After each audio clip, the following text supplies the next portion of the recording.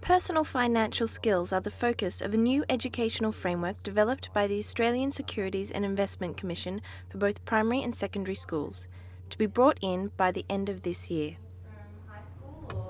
Across like kindergarten through to year 10, all of the resources are based around some core principles when it comes to money. So like planning, saving, investing and donating.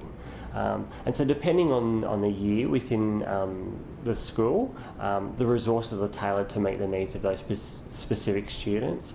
So with the primary resources that got launched in August, an example would be if you're in kindergarten, years 1 or year 2, you might do an activity that's based around pancake making.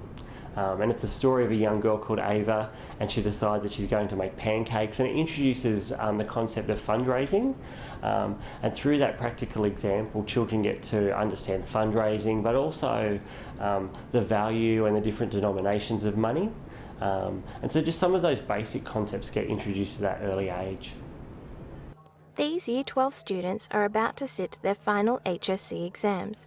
Today they are filling out forms for their reference letter, saying what they have done at school and what they intend to do next. However, while they are looking forward to university or travel, they know they haven't been given much, if any, preparation for the personal financial challenges that they face in their new independence. It's like, it's not much like in real life kind of examples, it's more like theoretic. If you were to own a business kind of thing, which I don't know, I probably won't. So it doesn't really help that much, like straight away. So what financial skills do you think you will need post-school? Probably the ability to save money, because I'm pretty bad at that at the moment. And just how to do my tax and stuff, but I guess my parents can help me out with that. I don't think that much. I mean, unless you're doing kind of general maths, where you do kind of financial stuff like interest and possibly tax. But apart from that, I don't think there's much in it. Yeah. Well, I definitely have to kind of learn about the whole tax system and then like tax returns and stuff, and maybe putting your money in like kind of like a good kind of bank with like good interest and stuff. Mr. Desinovich is the careers counsellor for these students at St Andrew's Cathedral School. He acknowledges the need for students to be given financial literacy skills. Yeah, financial literacy is very important for high school students. In fact, I think it's important for all students, but it's something that isn't covered in schools very much, apart from the subject areas that lend themselves to that. And so ideally it would be great to have a program which would allow students to learn quite a lot about the practical side of financial management and so on. And that that would be together with a number of other life skills that students would probably benefit from.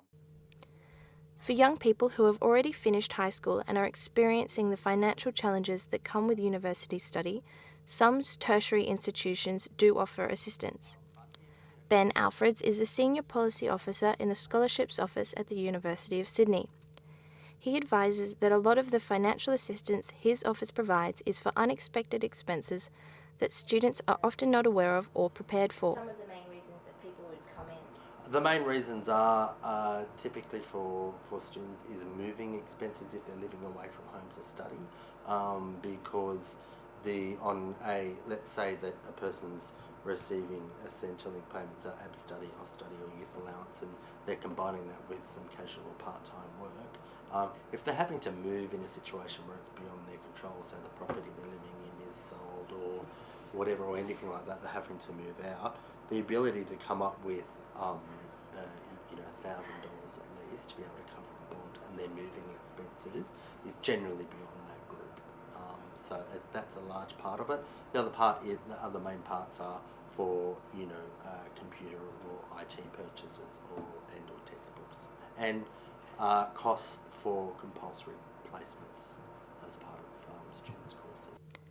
Mr. Alfreds also agrees that financial education is needed for students before they reach university, but says it needs a holistic approach. It's actually got to be about and aimed at creating independence rather than a restriction. okay, and about skills development, and you know, also pointing out the positives of knowing where your money goes, because that allows you then to plan for the future.